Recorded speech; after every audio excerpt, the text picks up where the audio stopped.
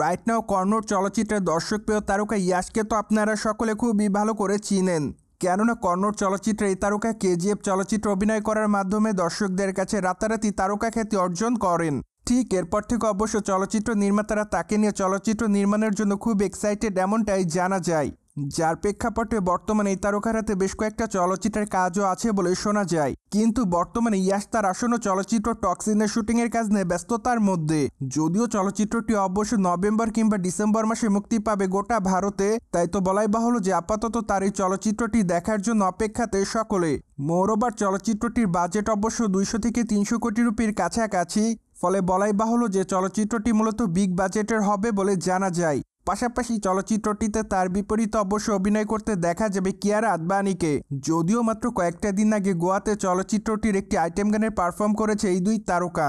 অন্যদিকে সম্প্রতি ইয়াশের বিষয়ে শোনা যায় নতুন আরেকটি আপডেট, কেননা বর্তমানে জানা যায় এই তারকাকে বলিউড চলচ্চিত্র অভিনয় করতে দেখা যাবে। মূলত বলিউডে রামায়ণ চলচ্চিত্র অভিনয় করতে দেখা যাবে ইয়াশকে।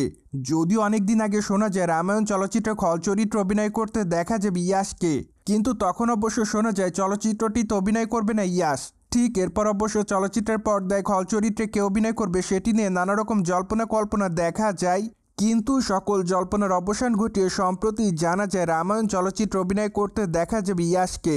মূলত চলচ্চিত্রের পর্দায় তাকে রাওয়ানের চরিত্র অভিনয় করতে দেখা যাবে বলে জানা যায়। তাছাড়া চলচ্চিত্রটিতে অবশ্য রামের চরিত্র অভিনয় করতে দেখা যাবে বলিউডের দর্শকপ্রিয় তারকা রণবীর কাপুরকে। তাই তো বলাই বাহুল্য যে আপাতত চলচ্চিত্রের পর্দায় দুই তারকাকে একসঙ্গে দেখার জন্য অপেক্ষাতে সকলে। যাই হোক, চলচ্চিত্রটি অবশ্যই বিগ বাজেটের চলচ্চিত্র হবে বলে জানা যায়। পাশাপাশি চলচ্চিত্রটিতে অভিনয় করার জন্য ইয়াশ মোটা অঙ্কের পারিশ্রমিক দাবি করেছেন বলে এমনটাই জানা যায়, কিন্তু এখনও জানা যায়নি চলচ্চিত্রটিতে অভিনয় করার জন্য ইয়াশ আসলে কত টাকা নিচ্ছে।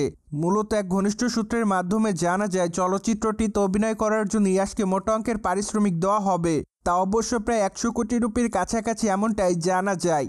সো ভিউয়ার্স, জেনে তো নিলেন বলিউডে রামায়ণ চলচ্চিত্র অভিনয় করতে দেখা যাবে ইয়াশকে। ফলে বিষয়টি নিয়ে আপনাদের কোনো মতামত থাকলে কমেন্ট বক্সে জানাতে ভুলবেন না। Subscribe channel for more update.